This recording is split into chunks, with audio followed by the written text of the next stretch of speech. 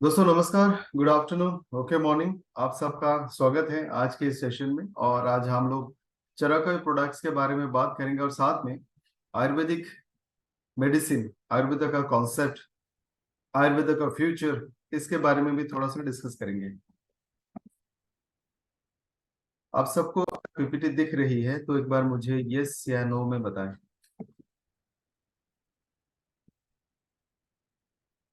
Okay, great. तो शुरू करते हैं। दोस्तों चरक के तमाम प्रोडक्ट्स को हम लोगों ने शायद एक दो बार कंप्लीट कर भी लिए होंगे। पिछले एक डेढ़ साल से हम लोग इस ट्रेनिंग को, जस्ट मोमेंट,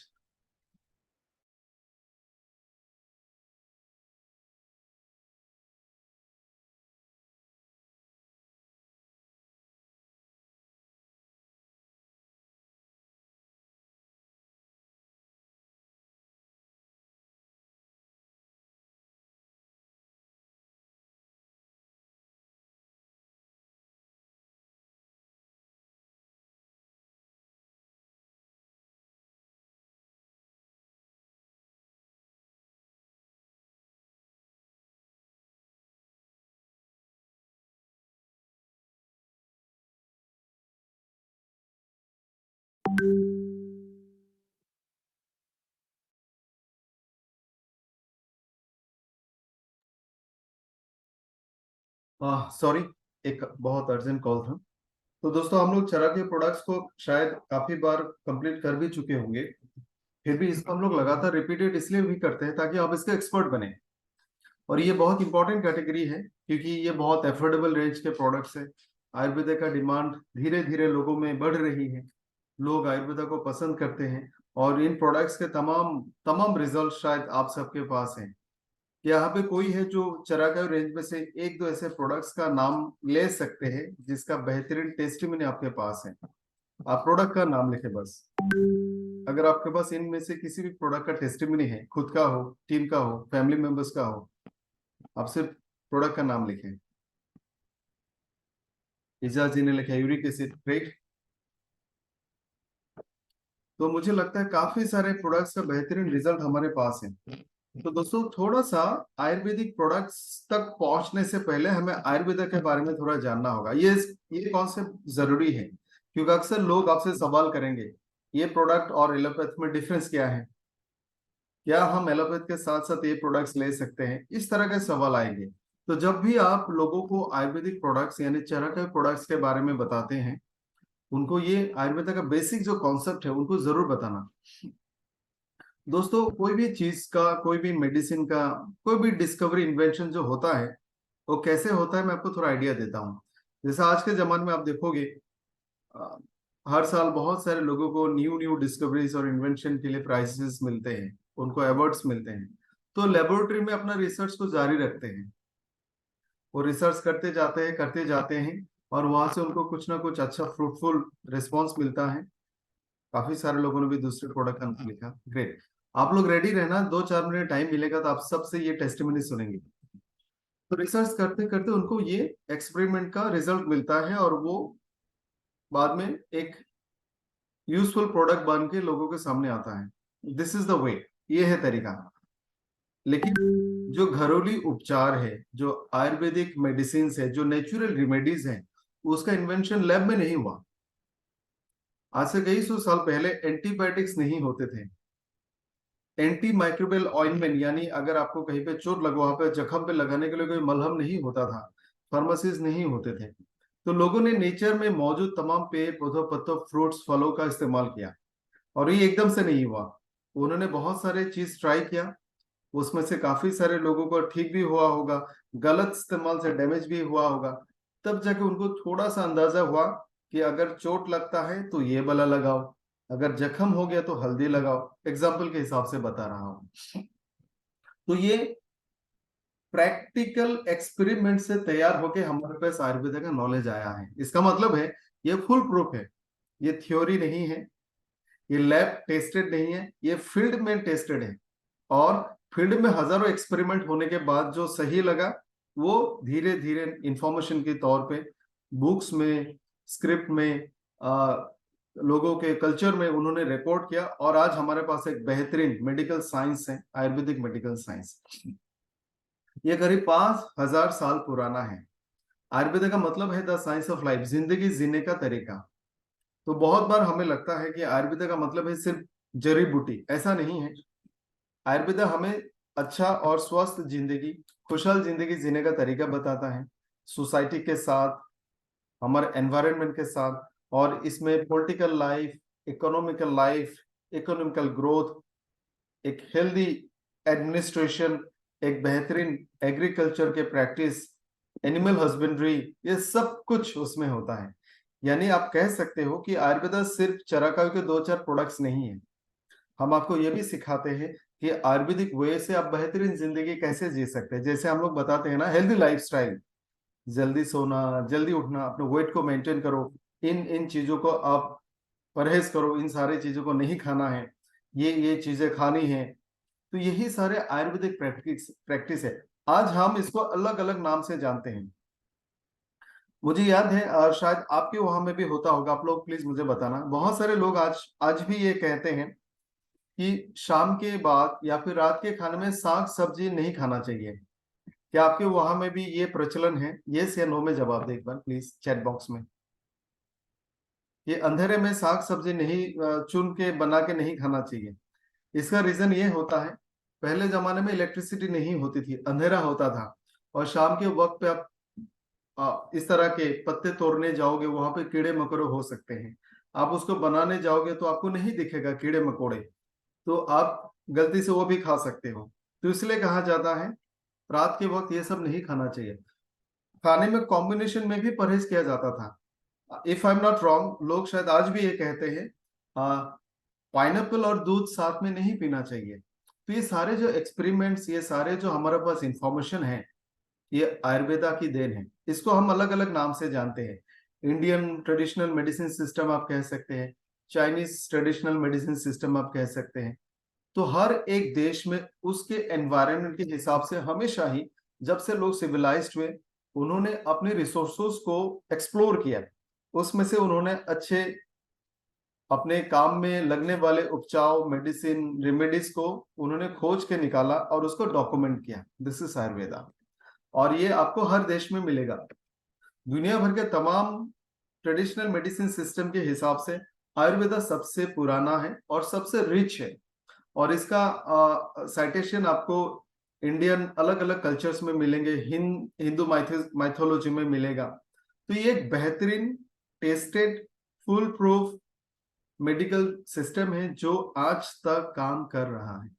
ये बदला नहीं है, और आने वाले सदियों तक भी ये नहीं चेंज होगा।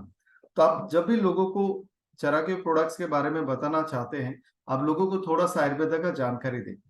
आयुर्वेदा का जो प्रिंसिपल है वो है कि जैसे हम मेडिकल साइंस की अगर बात करते हैं, आप देखो दुनिया में जितने भी डॉक्टर्स हैं एलोपैथ में, आप स्पेशलिस्ट के हिसाब से देखो, एंडोक्राइनोलॉजी या फिर एंडोक्राइनोलॉजिस्ट, वो सिर्फ हॉर्मोन्स का डॉक्टर है। हार्मोन बिगड़ेगा, उससे जो बीमारी होगा उसके इलाज के लिए वो डॉक्टर है। जैसा थायराइड की बीमारी वो चेक करेंगे, डायबिटीज का चेक करेगा। एक है कार्डियोलॉजिस्ट, जो सिर्फ हार्ट, ब्लड और ब्लड वेसल की रिलेटेड बीमारियों का जांच करता है। एक है न्यूरोलॉजिस्ट, जो नर्व्स और ब्रेन की बीमारियों का एक्सपर्ट है। एक नेफ्रोलॉजिस्ट है, जो किडनी और रिलेटेड ऑर्गन के बीमारियों का एक्सपर्ट है।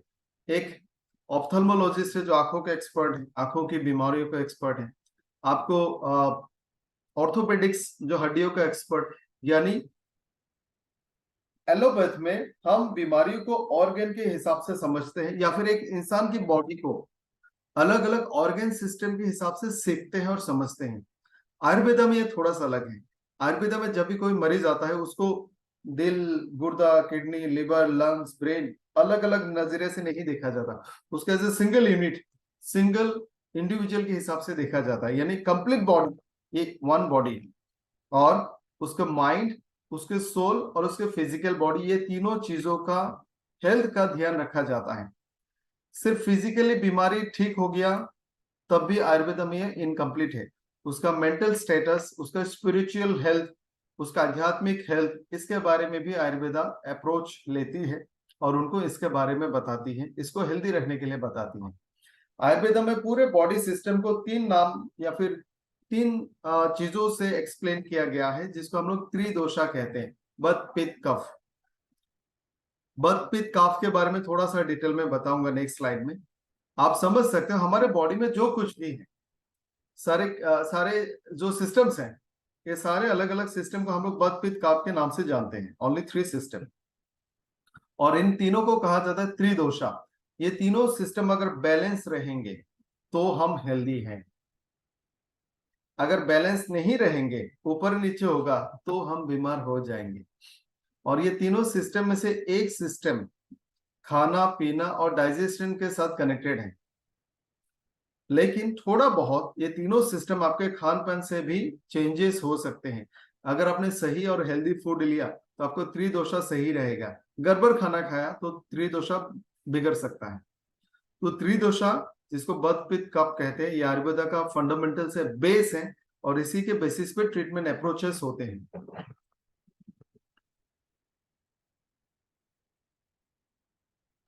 ये वाला स्लाइड थोड़ा ध्यान से देखिए। जैसे हम अगर पूरी यूनिवर्स की रचना को समझे अलग अलग माइथोलॉजी के हिसाब से, आप वहां पे देखोगे पूरा जो पृथ्वी है, पूरा जो यूनिवर्स है, ये आकाश, वायु, अग्नि, जल और पृथ्वी से बना है। Space, air, fire, water and earth. इन्हीं के कॉम्बिनेशन से भी ह्यूमन बॉडी बनी है। और जो त्रिदोषा है, ये भी इनमें से दो दो चीजों का कॉम्बिनेशन से बना है। जैसे बत बना है आकाश और वायु से, पित्त बना है अग्नि और जल से, कफ बना है जल जल और पृथ्वी से। अब ये तीनों जो त्रिदोषा है, इसको लोगों को समझाने के लिए आप नीचे वाला फोटो को ध्यान से देखिए। बत पित्त कफ का मतलब है, बत का मतलब होता है मूवमेंट एंड कम्युनिकेशन। मूवमेंट और कम्युनिकेशन का मतलब है हमारे बॉडी के अंदर में बहुत सारे मूवमेंट्स होते हैं। जैसे हम जब चलते हैं तो हम चलते हैं, हम हमारा शरीर को हम लोग यूज करते हैं, चलते हैं, दौड़ते हैं, भागते हैं, मूवमेंट्स होते हैं, और हम लोग एक जगह से दूसरे जगह जाते हैं। इसके अलावा बॉडी के अंदर में भी मूवमेंट्स होते हैं। जैसे दिल धड़कता है, खून आगे बढ़ती है, लिम्स आगे बढ़ती है,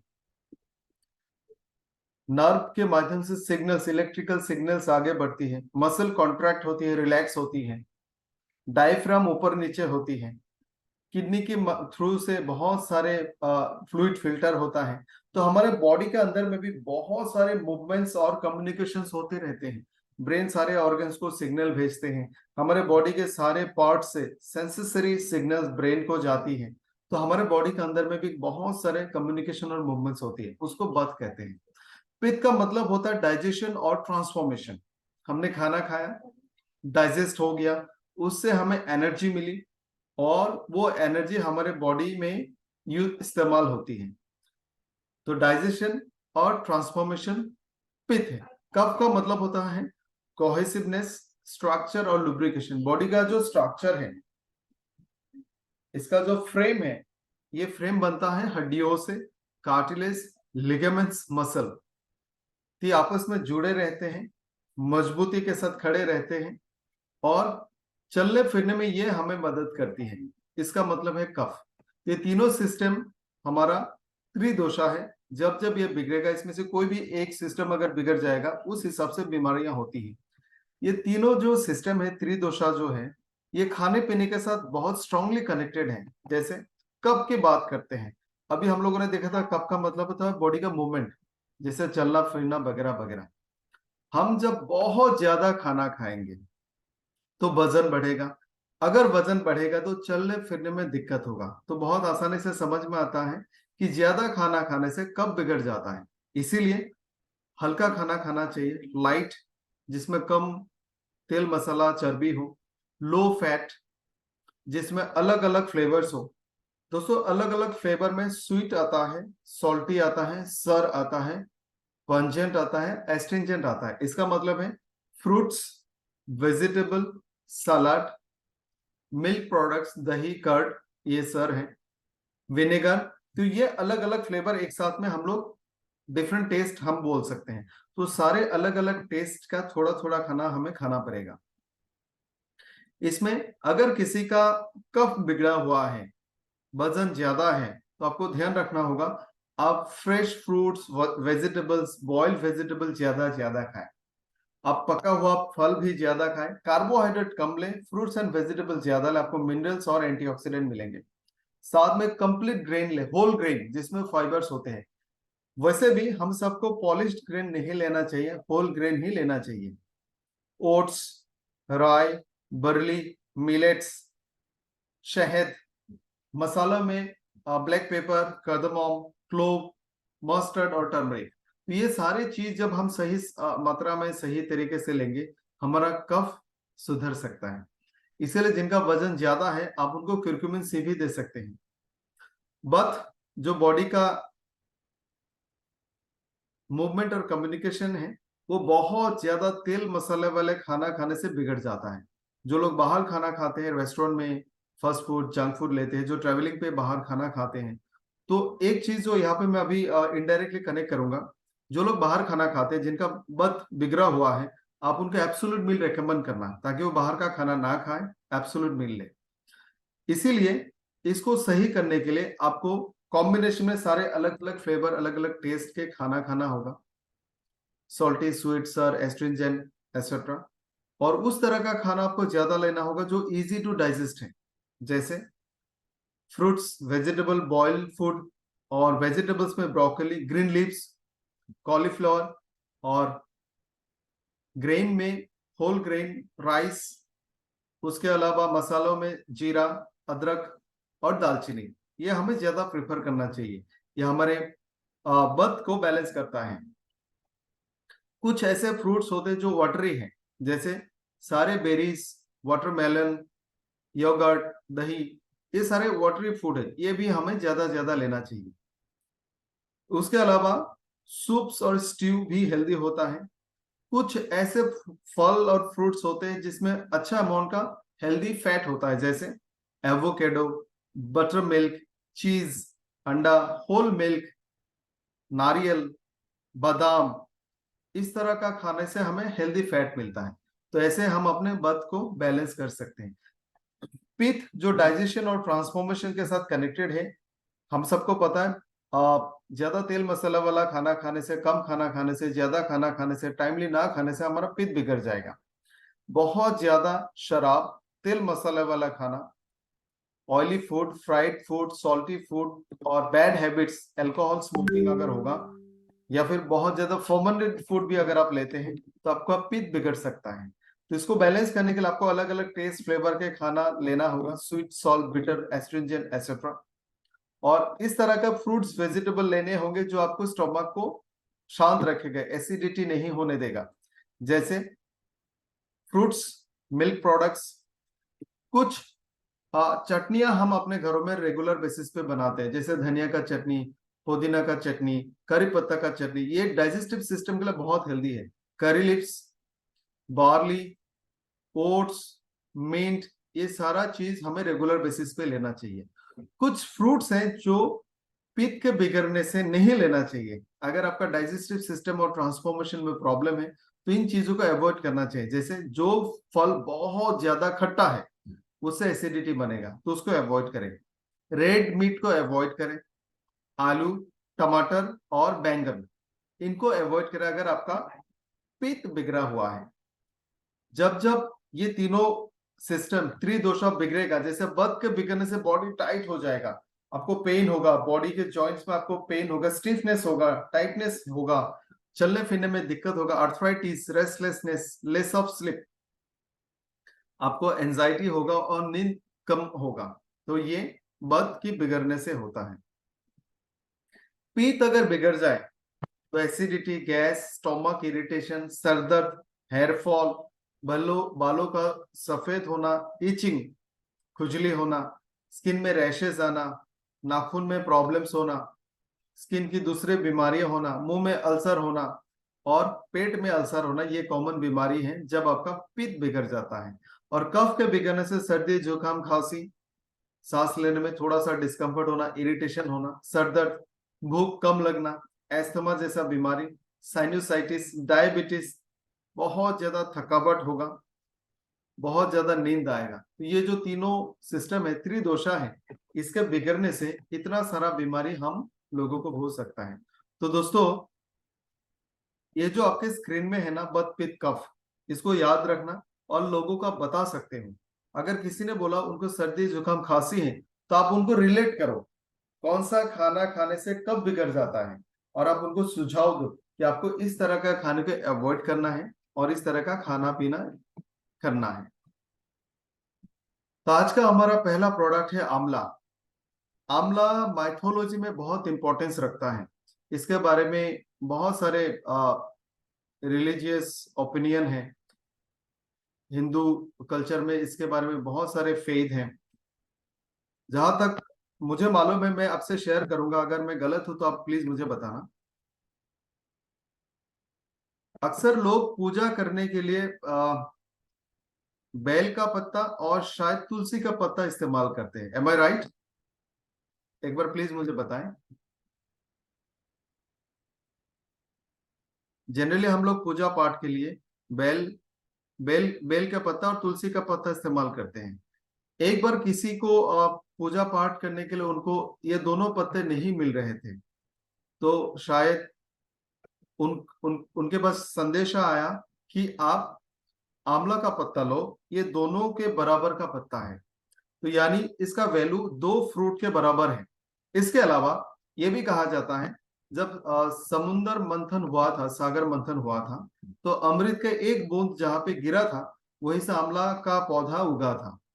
एम आई राइट? प्लीज बताएं।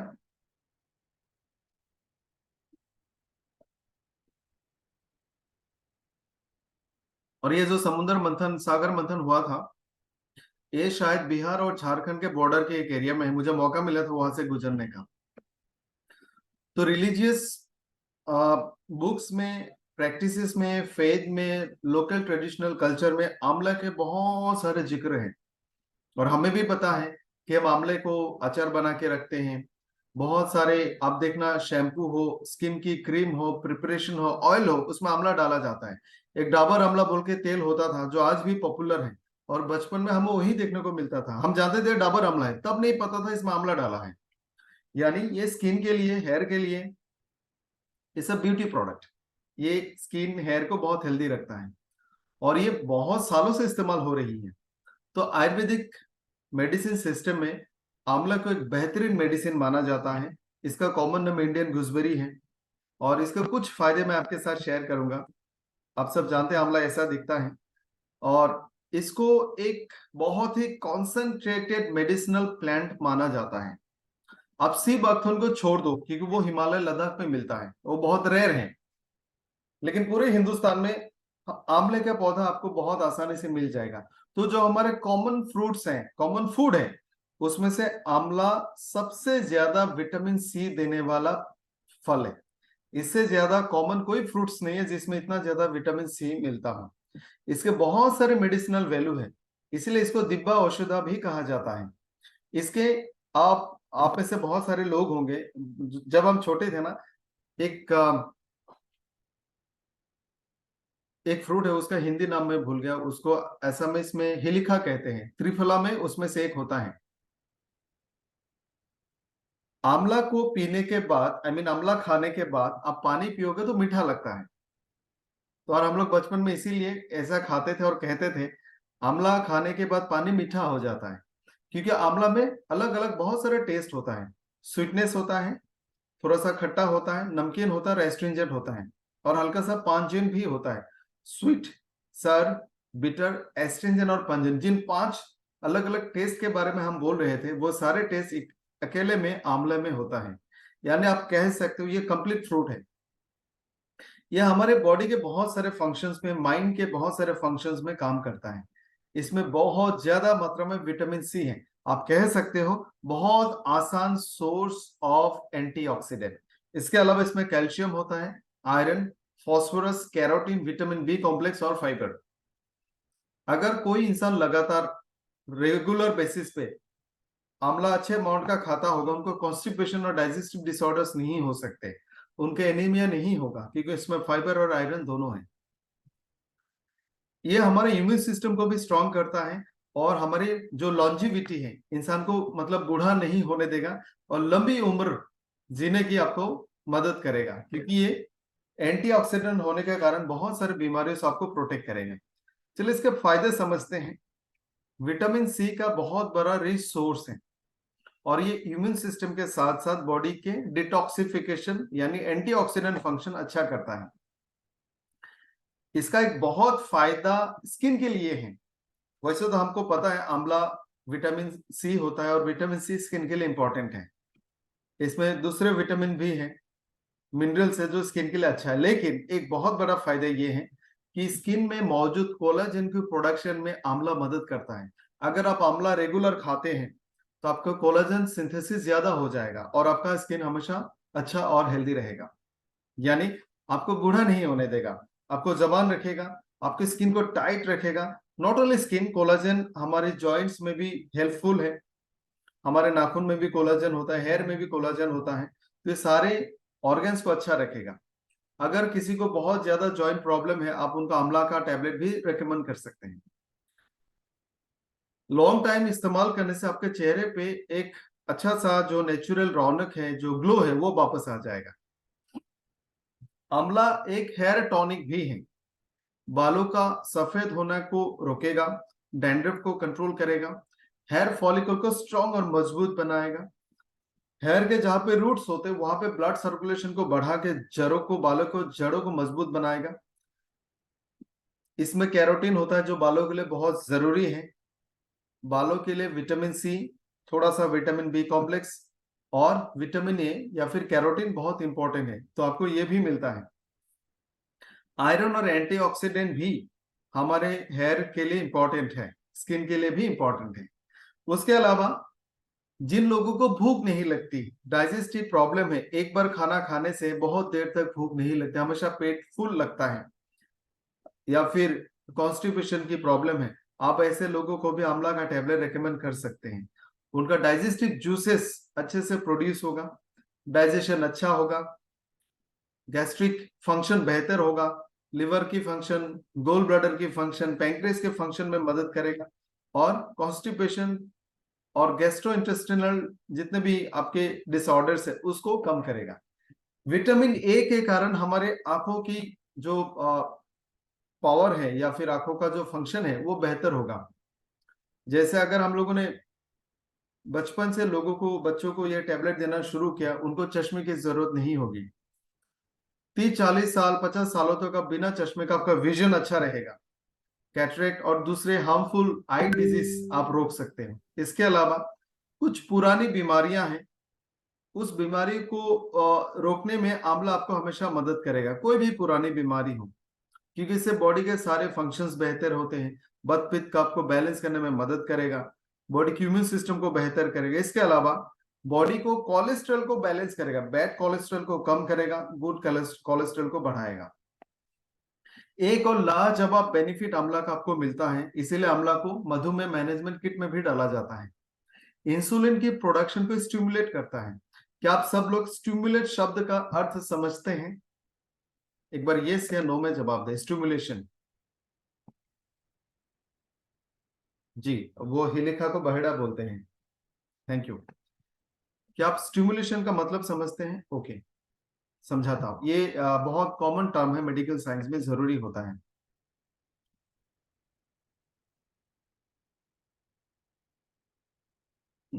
Just let me check.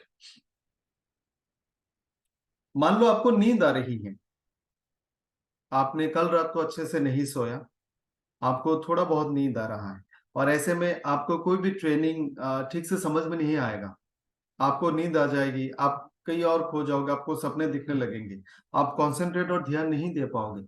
ऐसे में अगर आपने अश्वा कॉफी पिया, अश्वगंधा लिया, चाय कॉफी पिया, तो आपका कंसंट्रेशन वापस आ जाएगा, आप ध्यान से ट्रेनिंग अटेंड कर पाओगे, आप ध्यान से चीजों को समझ पाओगे, आप कंसंट्रेशन दे पाओगे। यानी आपका ब्रेन थोड़ा सा सोने वाला था, ब्रेन रिलैक्स मोड में जाने वाला था, ब्रेन रेस्टिंग मोड में जाने वाला था, आपने इसको फिर से जगाया। इसको कहते हैं स्टिमुलेशन, फिर से जगाना, किसी चीज को जगाना, उसको स्टिमुलेशन कहते हैं। तो आंवला आपके इंसुलिन की प्रोडक्शन को छेड़ देता है, यानी इसको जगा दो। आपका पैंक्रियास में मौजूद alpha cell, islets of Langerhans का अल्फा सेल सो गया था, यानी वो कमजोर हो गया था, काम नहीं कर पा रहा था, इंसुलिन नहीं बना रहा था। तो हम लोगों ने उसको दोबारा से जगा दिया कि आप दोबारा इंसुलिन बनाओ। इसको कहते हैं स्टिमुलेशन। तो इंसुलिन की प्रोडक्शन को स्टिमुलेट करेगा, यानी बढ़ाएगा। तो डायबिटीज के लिए भी मददगार है। उसके अलावा मेटाबॉलिज्म को बढ़ाता है। मेटाबॉलिज्म का मतलब है हम जब खाना खाते हैं, वो खाना पचता है, फिर वहां से सारे न्यूट्रिशन, विटामिन और मिनरल्स बॉडी एब्जॉर्ब करती है, और उस विटामिन मिनरल को लिवर के अंदर से गुजरना होता है। लिवर सही चीज को रखेगा और अननेसेसरी चीजों को बॉडी से बाहर निकालेगा।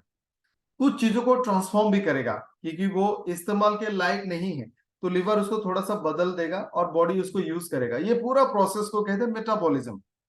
अगर आपका मेटाबॉलिज्म स्लो होगा तो आपका वजन बढ़ेगा, जो थायराइड डिजीज में होता है। थायराइड का हार्मोन मेटाबॉलिज्म को बढ़ाता है। जब थायराइड हार्मोन कम हो जाएगा, मेटाबॉलिज्म स्लो हो जाएगा और आपका वजन बढ़ेगा, क्योंकि बॉडी ने इतना सारा काम और एनर्जी खर्च नहीं किया।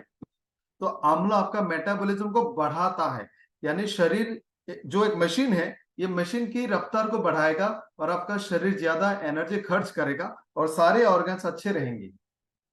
तो यानी ये वजन को कम करने में भी मददगार है।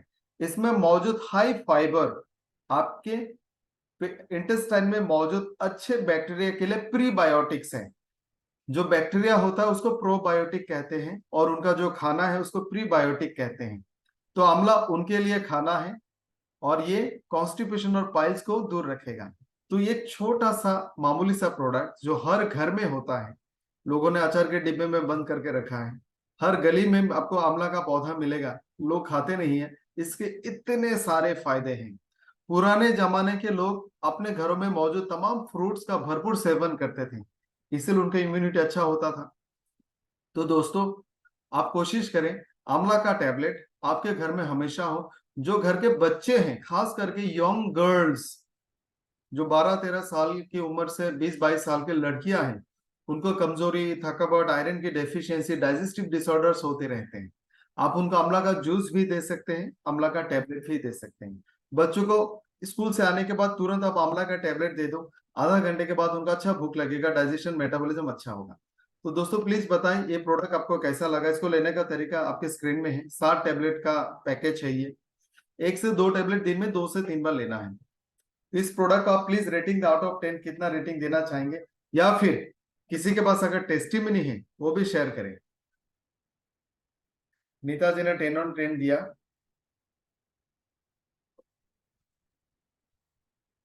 क्या किसी के पास कोई टेस्टिमनी है आंवला का?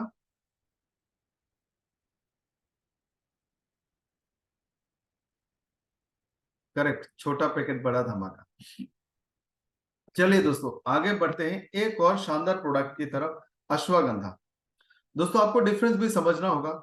हमारे पास 2-3 अश्वगंधा है। एक अश्वगंधा जो आपको चराकोई के इस पैकेज में मिलेगा। एक अश्वगंधा आपको KSM 66 के हिसाब से मिलेगा। एक अश्वगंधा आपको अश्व कॉफी में मिलेगा। दुनिया में जो अश्वगंधा सबसे बेहतरीन का मतलब है, इसमें जो मेडिकल एक्टिव या फिर जो बायो एक्टिव कंपाउंड मौजूद है, जैसे गाजर में कैरोटीन होता है,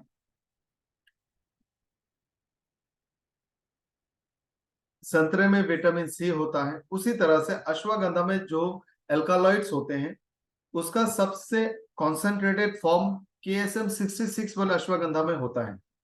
ये KSM 66 नहीं है, क्योंकि KSM 66 एक्सपेंसिव है, उसको आसानी से सस्ते में हम नहीं बना सकते। तो ऐसे भी लोग होंगे जो वो प्रोडक्ट अफोर्ड नहीं कर पाते हैं, तो उनके लिए हम ये वाला प्रोडक्ट रेकमेंड करेंगे। ये भी शानदार रिजल्ट देगा, लेकिन वो प्रोडक्ट फास्ट रिजल्ट देगा। रिजल्ट का जो लिमिट है ज्यादा होगा, ये थोड़ा ज्यादा टाइम लेगा। तो ये डिफरेंस है। अश्वगंधा को द प्रिंस ऑफ हर्ब्स कहा जाता है। इसका साइंटिफिक नेम है उथिनिया सोमनीफेरा।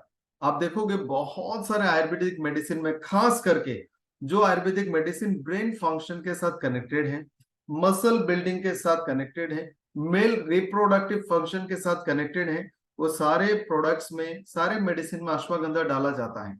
इसका दूसरा नाम इंडियन जिनसेंग या फिर इंडियन विंटर चेरी भी है।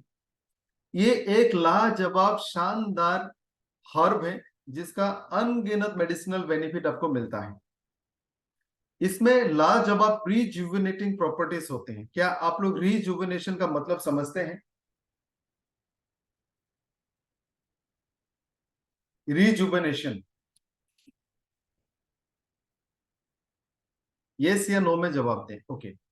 यूट्यूब में, फेसबुक में, यूट्यूब में जो छोटा छोटा रील्स और वीडियोस आते हैं, वहां में आपको कभी दिखेगा कि बहुत सारे लोग पुराने चीजों को कहीं से उठा के लाते हैं, फिर उसको खोल के उसके सारे गंदगी को निकाल के साफ करके पेंट करके दोबारा से जोड़ के बना देते हैं। इसको कहते हैं रेस्टोरेशन। रेस्टोरेशन, पुराने चीजों का आप दोबारा से ठीक ठाक करके नया जैसा बना दो। तो ये आप तो समझते हैं रेस्टोरेशन, प्लीज बताएं। रेस्टोरेशन आप समझ जाते हैं। रेस्टोरेशन मुर्दों के लिए होता है, यानी नॉन लिविंग थिंग्स का होता है। गाड़ी, सामान, मशीन, इक्विपमेंट्स, ब्रिजेस होंगे, बिल्डिंग्स होंगे, रेनोवेशन जिसको हम कहते हैं। तो ये मुर्दा चीजों के लिए रेस्टोरेशन होता है, रिनोवेशन होता है। जिंदा चीजों के लिए रिजुवनेशन होता है। यानी अगर किसी सेल में कोई दिक्कत थी, कोई प्रॉब्लम थी, सेल थोड़ा बहुत कमजोर हो गया था, या फिर कोई एक ऑर्गन कमजोर हो गया था, उसको साफ सफाई करके दोबारा से पहले जैसे नया बना दो, एक्टिव बना दो, उसको कहते हैं रिजुवेनेशन। तो अश्वगंधा एक रिजुवेनेटिंग प्रोडक्ट है। ये आपके बॉडी को फंक्शंस को, खास करके ब्रेन फंक्शन को रिजुवेनेट करता है, दोबारा से पहले जैसा नया और एक्टिव बना देगा। बहुत सारे मेडिसिन के वजह से हो या फिर बैड लाइफस्टाइल से हो, किसी ना किसी कारणों से लोगों का बहुत पुराना स्ट्रेस, एंजाइटी, इस तरह का प्रॉब्लम्स होते हैं। 1-2 सालों से स्ट्रेस में है, एंजाइटी में है, डिप्रेशन में है। तो ये जो बहुत पुराना तकलीफ है, आपका स्ट्रेस, एंजाइटी है, इन चीजों को कम करेगा। आपको नर्वस सिस्टम, एंडोक्राइन सिस्टम और इम्यून सिस्टम को बैलेंस करेगा और इन तीनों को बेहतर करेगा। ये तीनों हमारे बॉडी के सबसे इंपॉर्टेंट, हालांकि सारे ऑर्गन सिस्टम इंपॉर्टेंट है, लेकिन ये तीनों सिस्टम सबसे ज्यादा इंपॉर्टेंट है। नर्वस सिस्टम आप समझते हैं, ब्रेन और तमाम नर्व के सेल जो पूरे बॉडी में कम्युनिकेशन करता है, मूवमेंट्स कराते हैं। एंडोक्राइन सिस्टम का मतलब होता है हार्मोन सिस्टम। हमारे बॉडी में अलग अलग जगह में बहुत सारे छोटे छोटे ग्लैंड्स हैं, और वहां पे कुछ ऐसे चीजें बनती हैं जिसको हॉर्मोन्स कहते हैं। हॉर्मोन्स प्रोटीन ओरिजिन होता है, थोड़ा थोड़ा अमाउंट में बनता है और कॉन्टिन्यूअसली वो ब्लड में रिलीज होता है, और ये बहुत सारे काम करते हैं। जैसे यहां से 2 हार्मोन निकलता है, T3 T4, ये बॉडी के मेटाबॉलिज्म को कंट्रोल करता है। मेल फीमेल रिप्रोडक्टिव हॉर्मोन्स उनके गोनाड से निकलता है, वो भी हमारे सारे रिप्रोडक्टिव फंक्शंस को कंट्रोल करता है। एक हार्मोन है जो महिला का शरीर को महिला जैसा बनाता है, पुरुष के शरीर को पुरुष जैसा बनाते हैं। हम लोगों के यहाँ पे हेयर्स होते हैं, महिला का नहीं होता है, ये हार्मोन की वजह से होता है। हमारा आवाज, आपकी आवाज अलग होता है, ये हार्मोन की वजह से होता है। ब्रेन में से कुछ हार्मोन्स निकलते बॉडी के बहुत सारे फंक्शंस को कंट्रोल करती है। तो ये एंडोक्राइन ग्लैंड के फंक्शंस हो गए। तो ashwagandha nervous system, endocrine system और इम्यून सिस्टम को बैलेंस और बेहतर करता है, इनका कोऑर्डिनेशन को बेहतरीन करते हैं। इसको एडाप्टोजन कहते हैं। एडाप्टोजन का मतलब है कोई भी मेडिसिन, कोई भी प्रोडक्ट जो आपके स्ट्रेस, एंजाइटी, टेंशन, परेशानी, डिप्रेशन, इस तरह के ब्रेन के प्रॉब्लम्स को कम करता है, उसको एडाप्टोजन कहते हैं। जैसे SM66, अश्वगंधा, अश्वा कॉफी, ये सारे हमारे ब्रेन फ्यूल, ये सारे एडाप्टोजेंस हैं, और ये हमारे बॉडी के फिजियोलॉजिकल और साइकोलॉजिकल फंक्शंस को बेहतर करता है। अश्वगंधा करीब 3000 सालों से स्ट्रेस को कम करने के लिए इस्तेमाल किए जा रहे हैं। ये हमारे एनर्जी लेवल को बढ़ाती है, कंसंट्रेशन, मेमोरी, इन सारी चीजों को स्ट्रॉन्ग बनाती है। इंसान की इंटेलिजेंस, IQ, इसको स्ट्रॉन्ग करता है। पेन, इन्फ्लेमेशन, स्वेलिंग, इन सारे प्रॉब्लम्स को कम करते हैं, और सेक्सुअल प्रॉब्लम्स को भी दूर रखते हैं। तो ये भी एक शानदार प्रोडक्ट है और इसके कुछ बेनिफिट्स आपके साथ शेयर करूंगा। ये एंटी इन्फ्लेमेटरी है, यानी पेन, स्वेलिंग, रेडनेस, टच करने से तकलीफ होता है, इस तरह की प्रॉब्लम को कम करेगा। ये हार्ट के लिए बहुत अच्छा है और ये एंटीऑक्सीडेंट है। ये मसल को बनने में मदद करता है और हेल्दी कोलेस्ट्रॉल को बैलेंस करता है। कॉर्टिसोल को कम करता है। कॉर्टिसोल जो हमें स्ट्रेस, एंजाइटी, टेंशन, डिप्रेशन देता है, उसको कम करेगा और आपको इन सारे तकलीफ से बाहर लेके आएगा। ये एंटी एंजाइटी है, डिप्रेशन और फैटिक को भी कम करता है। टेस्टोस्टेरोन लेवल की मात्रा को बढ़ाता है मर्दों में, जिससे आपके मेल फंक्शंस बेहतर हो जाएंगे। लिबिडो, सेक्सुअल परफॉर्मेंस अच्छा हो सकता है। इसका मतलब ये नहीं कि महिला ये प्रोडक्ट नहीं ले सकते, बिल्कुल ले सकते हैं, लेकिन ये फायदे उनको नहीं दिखेंगे। इसके अलावा मसल साइज, जो लोग मसल बिल्डिंग के लिए जिम में जाते हैं, आप देखना बहुत सारे जिम में जो प्रोटीन पाउडर यूज होता है ना, उसमें अश्वगंधा डाला जाता है। तो मसल बिल्ड होने में मदद करेगा, स्ट्रेंथ और एंड्योरेंस को बरकरार रखेगा और एथलेट्स के परफॉर्मेंस को बढ़ाएगा। इसके अलावा memory, cognitive function, brain body coordination, concentration, awareness को बढ़ाएगा। ये भी 7 टैबलेट की पैकेजिंग में आता है। 1 से 2 टैबलेट दिन में 2 से 3 बार लेना है। तो इस प्रोडक्ट का भी आप फीडबैक दें, ये प्रोडक्ट आपको कैसा लगा, आप अपना रेटिंग भी दे सकते out of 10।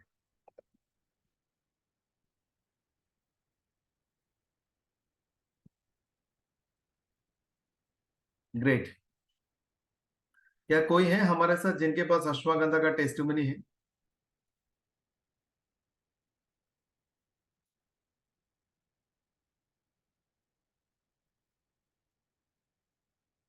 Okay, great. Thank you so much. आप लोगों ने सबने प्रोडक्ट को बहुत बेहतरीन रैंकिंग दिया, सबने 10 on 10 दिया। चलिए आगे बढ़ते हैं, एक और प्रोडक्ट सीखते हैं।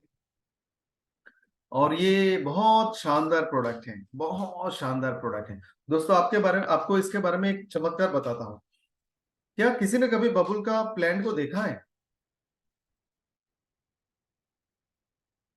कहीं में भी? ये शायद राजस्थान में उगता है। राजस्थान, गुजरात, जो थोड़ा सा ड्राई लैंड है, वहां पे उगता होगा। आपको इसका फोटो भी दिखा दो कैसा दिखता है। इस तरह का होता है बबुल का पौधा।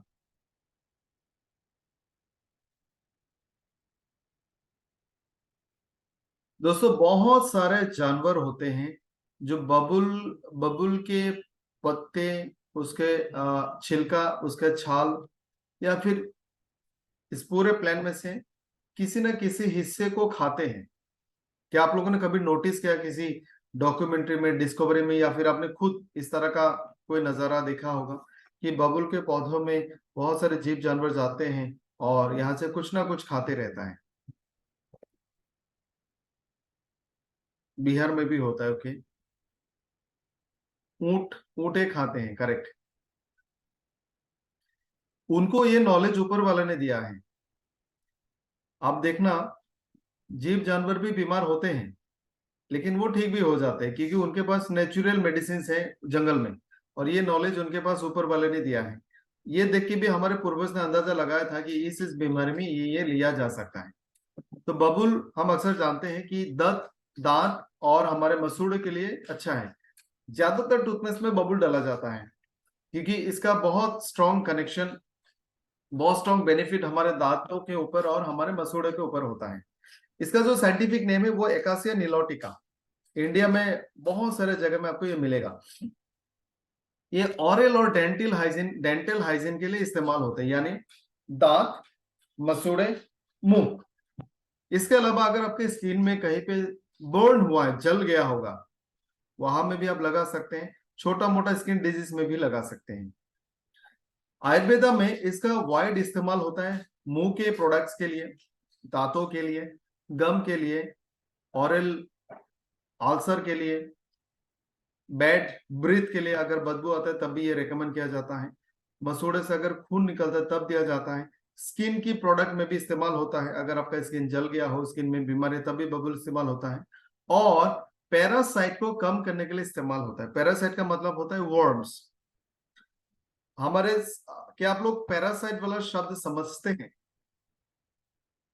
करेक्ट, हम लोग बचपन में इसे दातुन करते थे। हम लोग एक मिसवाक करते हैं, आप लोग जानते हो उसको मिसवाक बोलते हैं, तो उसका टहनी को तोड़ के उसको जो हेड है उसको थोड़ा सा नरम फाइबरस बना के आप उससे अगर करोगे ना मिसवाक, तब भी आपके गम के लिए बहुत हेल्पफुल है। क्या आप लोग पैरासाइट का शब्द समझते हैं? परजीवी, यानी ऐसे जीव जो दूसरे पे जिंदा रहता है। तो पैरासाइट और बैक्टीरिया वायरस में क्या फर्क होगा?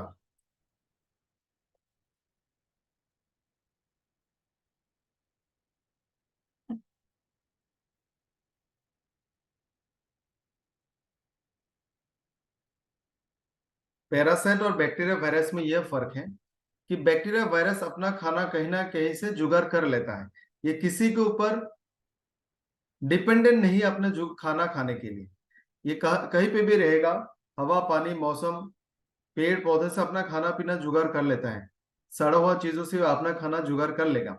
लेकिन परजीवी दूसरे जगहों से अपना खाना जुगाड़ नहीं कर सकता।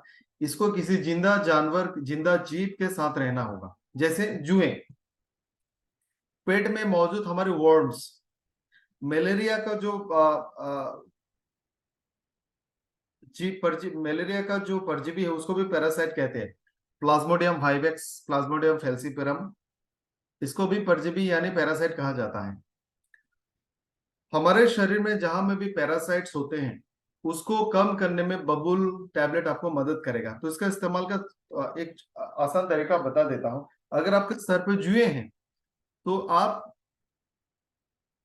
किसी भी अच्छा शैम्पू के साथ बबुल का टैबलेट को तोड़ो, पहले उसको तोड़ के बिल्कुल पाउडर जैसा बना दो और उसको अपने शैम्पू के साथ मिक्स करें और शैम्पू को अप्लाई करें और थोड़ी देर 10-15 मिनट छोड़ दें, फिर आप उसको रिंस कर दो। इससे पहले थोड़ा सा पाउडर आप अपनी स्किन पे लगा कर एलर्जी का टेस्ट कर लेना। अगर आपके पेट में कीड़े हैं वहां में भी आप बबुल के टैबलेट के और साथ में नीम टैबलेट भी देना। ये दोनों की मदद से पेट की कीड़े से भी आपको राहत मिलेगी। तो बबुल आयुर्वेदिक मेडिसिन सिस्टम में काफी टाइम से यूज होता है। इसको एस्ट्रिंजन कहा जाता है। एस्ट्रिंजन बेसिकली वो चीजें होती है जो जख्म को हील होने में, जख्म को रोकने में, ब्लीडिंग को बंद करने में मदद करता है। जो आप सलून में अगर शेव करते हो तो एक फिटकरी लगा के देता है ना, ताकि अगर कहीं पे ब्लड निकला होगा तो हमें इन्फेक्शन नहीं होगा, ब्लीडिंग को बंद करेगा।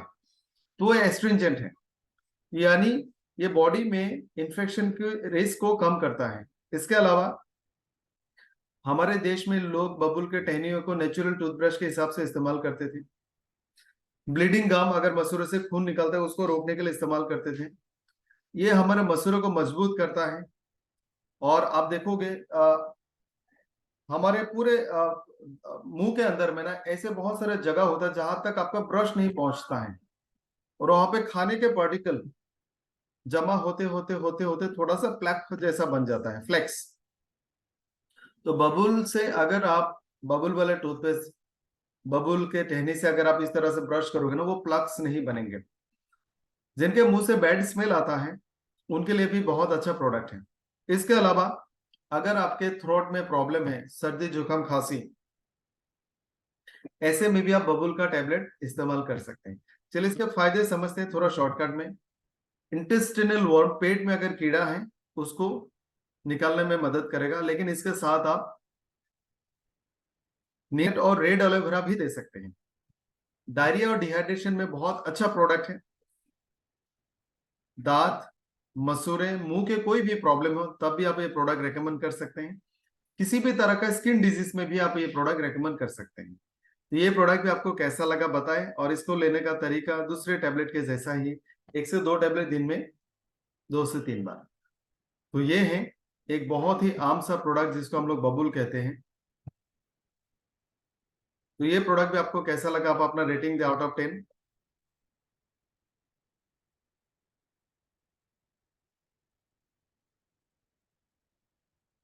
Great, thank you so much. तो आप सबको ये प्रोडक्ट्स अच्छे लगे, आपने 10 में से 10 रेटिंग दिया। और इसी के साथ आज आपका आज मैं अपना सेशन यहीं पे खत्म करना चाहूंगा। Thank you so much.